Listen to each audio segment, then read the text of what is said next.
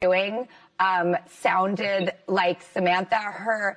I'll do the Samantha for you. Okay, yeah, hold on. So here would be a Samantha. Well, Sex and the City is getting a reboot. Like, yes. So, and I was like, so she's not going to be on it. She's not going to be on it. And again, everything she said was about sex. It sounds like the cast of Riverdale when the cameras are not rolling. Oh, that's fun. Makes going to work better. Yeah, reboots are a tricky thing, you know? You have the original shows, when they become successful, sit within this golden little plate of nostalgia. And when you modernize it and go back to it, it has the potential to really disenfranchise the original fan base. So it's a very, very touchy thing. I'm asked all the time if Dylan and I are going to do a Sweet Life reboot, and I go, no, absolutely not. Well, then I'll skip the next question. All right, chess is everywhere right now, thanks to the Queen's Gambit. Chess fan? Yeah. I can't say I'm a chess fan. I know how to play, but let's be honest. It's really cool to watch her play it when it's on a Netflix show. You know, she makes it look fantastic. But when was the last time you actually sat and played chess? It's not the most exciting game. And I grew up spoiled with video games. And that's such an interactive medium. And I can't go from playing a man surviving the apocalypse to chess. I'm desensitized now.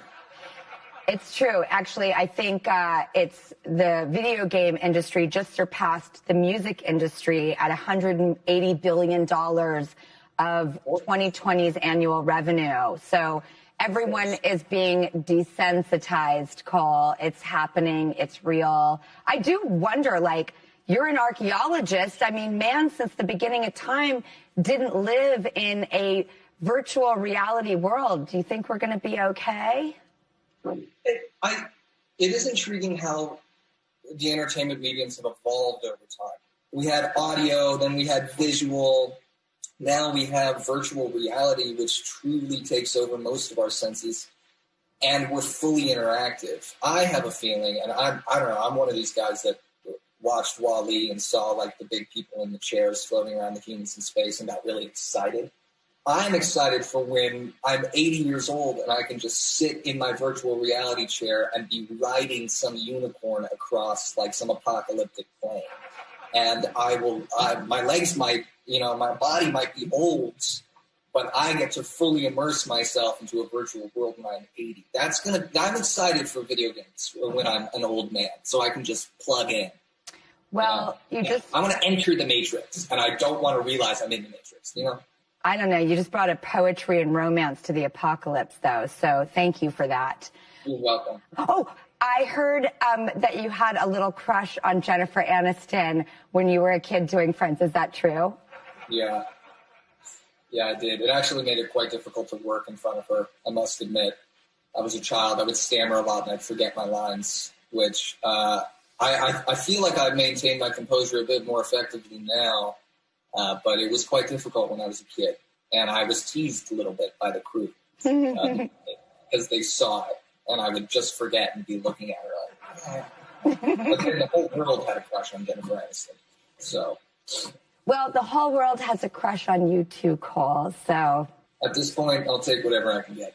Well, I will take this opportunity to finally meet you, someone I have watched and cheered on along the way. And really, like, watching you become who you are has just been fascinating because there's so much to you.